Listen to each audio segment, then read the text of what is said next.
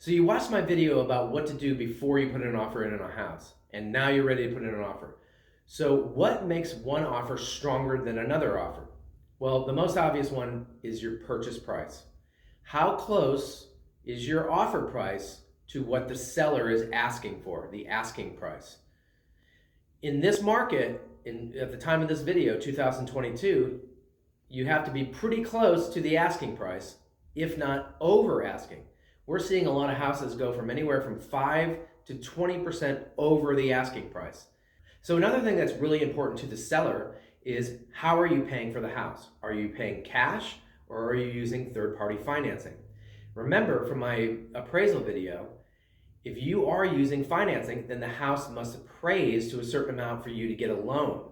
So the seller has to sit around and wait for the house to appraise. It usually takes about 3 weeks. If you're using cash instead of third-party financing, they don't have to worry about that. And that is a huge, huge weight off their shoulders. So a cash offer, even if it's less than a financing offer, can be stronger because it takes out that element. So another thing that relates to that is the addendum concerning the right to terminate due to lender's appraisal. I have a whole nother video on that, go check it out. But if you have a full waiver on there saying that it doesn't matter what it appraises to, this can make your offer much stronger than if you have no waiver, because the seller, again, does not have to wait for the appraisal. It's almost like paying cash. Even though you are getting lending, you're saying that I have some cash to make up for a difference of an appraisal amount.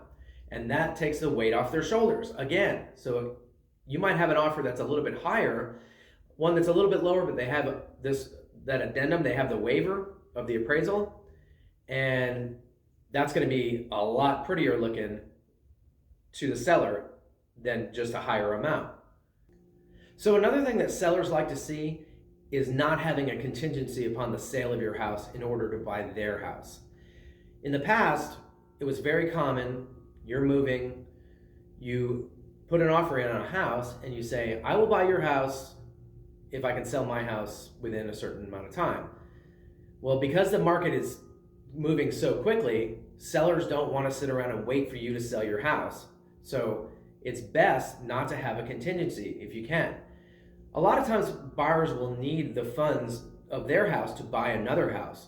So what is happening a lot in 2022 is they're selling their house and getting a lease back.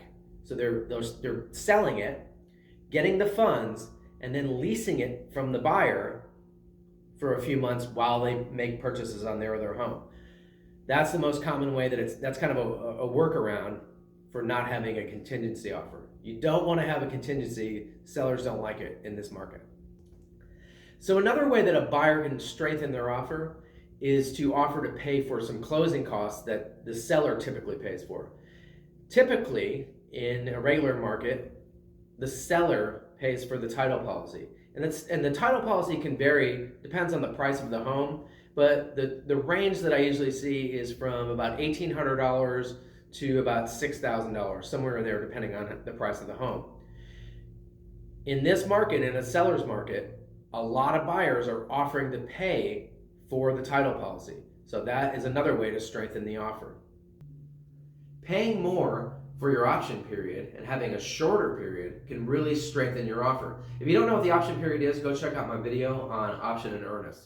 But as we know, the buyer can back out at any moment during the option period and they will lose that option money. You're paying for the ability to opt out of the contract. So if that dollar amount is higher, you're really showing the seller that you're less likely to back out for a frivolous reason. You're also showing the buyer that you probably don't have offers all over town. If you're only going to lose $100 for your option, you can back out. It's no big deal.